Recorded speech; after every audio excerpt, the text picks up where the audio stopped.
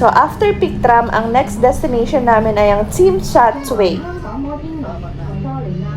Hi! Punta na kami ngayon sa Pier 9 para sa aming pagsakay sa ferry. Papuntang Tsim Sha Tsui. So, ayan. Instead na kami ay mag-MTR from Central to TST. Mag-ferry kami. So, ayan yun. Yan! Bago nga kami sumakay sa Star Ferry, nag-picture taking muna kami dito.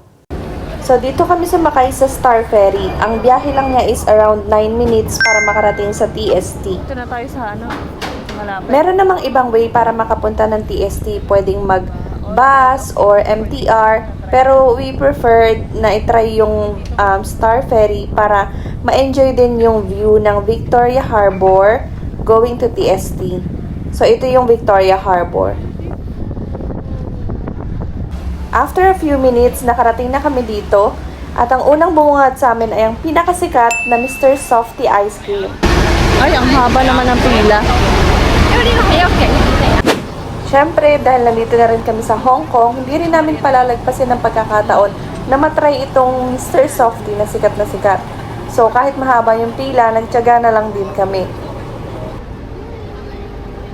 So, naglakad-lakad lang kami para ma-enjoy yung view and mag-picture sa mga famous spots. Ito yung Clock Tower. And ito naman yung sikat na photo spots dito sa TST. Ang ganda ng view dito ng Victoria Harbor. Tapos makikita mo across the water yung iconic Hong Kong skyline.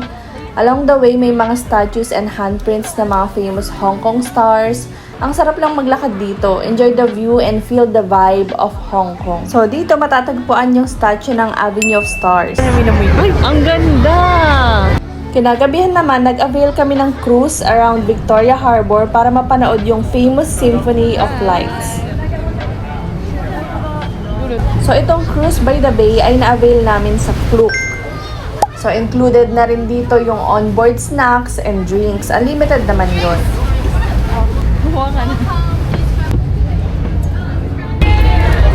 Ay, parang ang ganda dun. Kaso lang.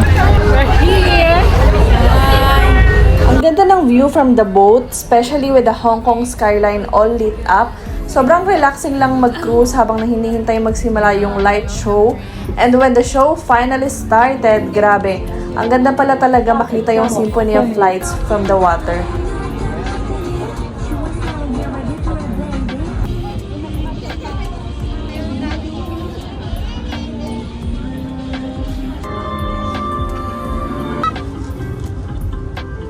Yung cruise lasted for around 45 minutes and meron din kaming speaker guide on board na nagbibigay ng information habang nag-iikot kami around Victoria Harbor. This was actually our last activity for the day, so perfect talaga to end our first day in Hong Kong. Pagod man from all the walking, pero sulit na sulit yung day namin. That's it for part 3 and see you sa part 4. Thank you for watching! For your left, and this is more right there. Yeah.